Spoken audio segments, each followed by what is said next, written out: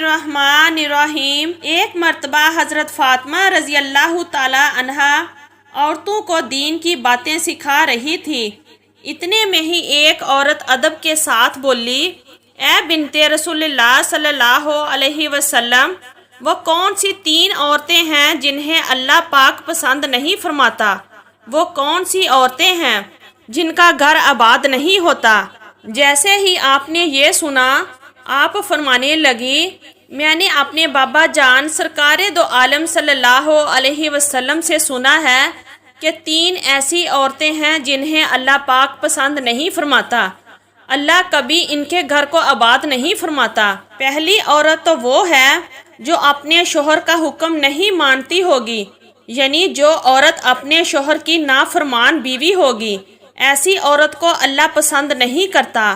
یاد رکھنا، میں نے اپنے بابا رسول اللہ صلی اللہ علیہ وسلم سے سنا ہے، جو عورت اپنے شوہر کی خدمت گزاری اور فرما برداری کو اپنا فرض سمجھتی ہے، جو عورت اپنے آپ کو شوہر کی امانت سمجھتے ہوئے، ہر چیز کی حفاظت سمجھتے ہوئے نگہبانی کرتی ہے۔ نمبر 2، بے پردہ عورت، یعنی دوسری عورت وہ ہے جو بے پردہ ہے۔ آپ نے فرمایا، میں نے اپنے بابا رسول اللہ صلی اللہ علیہ وسلم سے سنا ہے، جو عورتیں اس دنیا میں بے پردہ ہو کر گھومتی ہیں، یعنی جو عورتیں اپنے پردے کا خیال نہیں رکھتی، انہیں اللہ پاک پسند نہیں فرماتا۔ جنت میں سب ہی اللہ پاک کا دیدار کرنا چاہیں گے، لیکن جو عورت پردے میں رہی ہوگی، اللہ تبارک تعالیٰ اس کا دیدار خود کرنا چاہیں گے۔ سبحان اللہ۔ اس لیے یاد رکھنا، جو عورت اپنے پردے کا خیال نہیں کرتی، اللہ تبارک تعالیٰ اس کے گھر کو کبھی آباد نہیں فرماتا۔ نمبر 3، بے حیائی پھیلانے والی عورت۔ حضرت فاطمہ رضی اللہ تعالی عنہا نے فرمایا کہ تیسری عورت وہ ہوگی جو بے حیائی کو عام کرے گی، یعنی اپنے دین سے ہٹ کر بے حیائی کے کام کرے گی، غیبت اور چغل خوری کرے گی، اپنے دین اور مذہب کا مذاق اڑائے گی۔ اللہ تبارک تعالیٰ ایسی عورتوں کو پسند نہیں فرماتا۔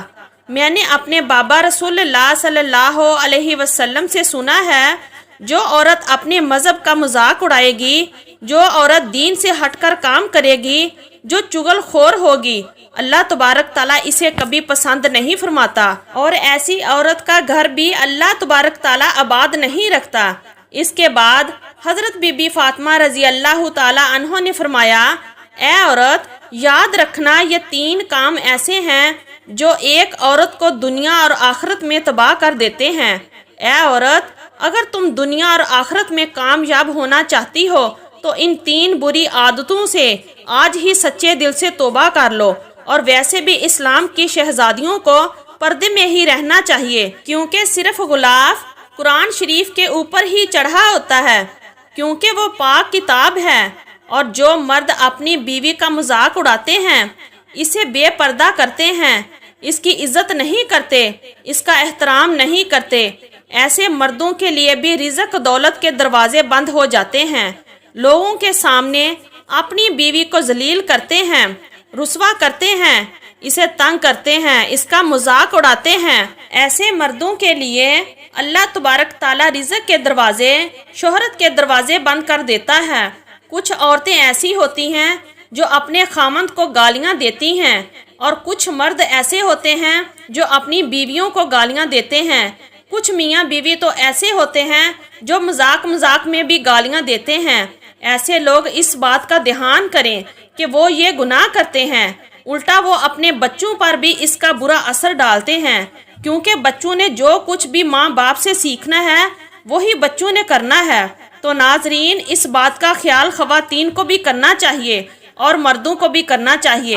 ایک مرتبہ حضرت فاطمہ رضی اللہ تعالی عنہا بہت بیمار تھی، تو حضرت علی رضی اللہ تعالی عنہ نے فرمایا، اے فاطمہ، آج تک آپ نے مجھ سے کچھ نہیں مانگا، کوئی شکوہ نہیں کیا، کوئی شکایت نہیں کی، آج آپ مجھے بتائیے آپ کی کیا خواہش ہے جسے میں پورا کر دوں؟ تو حضرت بی بی فاطمہ رضی اللہ تعالی عنہا نے فرمایا، یا علی شیر خدا، آج میرا انار کھانے کا دل کر رہا ہے، آپ مجھے ایک انار لا دیجئے۔ تو امام علی علیہ السلام نے فرمایا، بس اتنا ہی؟ آج میں آپ کے لیے انار لے کر ہی آؤں گا۔ اس وقت انار کا کوئی موسم نہیں تھا، پھر بھی حضرت علی رضی اللہ تعالی عنہ بی بی فاطمہ سے وعدہ کر لیا اور گھر سے باہر تشریف لے گئے۔ آپ ایک یہودی کے دروازے پر پہنچے۔ وہ یہودی تجارت کرتا تھا۔ آپ نے دروازہ کھٹکھٹایا، اندر سے یہودی باہر آیا۔ حضرت علی علیہ السلام نے فرمایا، مجھے ایک انار چاہیے۔ یہودی بولا، اس موسم بلا انار کہاں سے آیا؟ حضرت علی علیہ السلام نے فرمایا، تمہارے گھر پہ انار موجود ہے۔ یہودی بولا، میں سچا یہودی ہو کر کہتا ہوں میرے گھر پہ انار موجود نہیں۔ حضرت علی علیہ السلام نے فرمایا، میں محمد صلی اللہ علیہ وسلم کا داماد ہونے کی حیثیت سے کہتا ہوں کہ تمہارے گھر پہ انار موجود ہے۔ یہودی غصے سے بولا، آپ نے کیوں ضد پکڑ لی ہے؟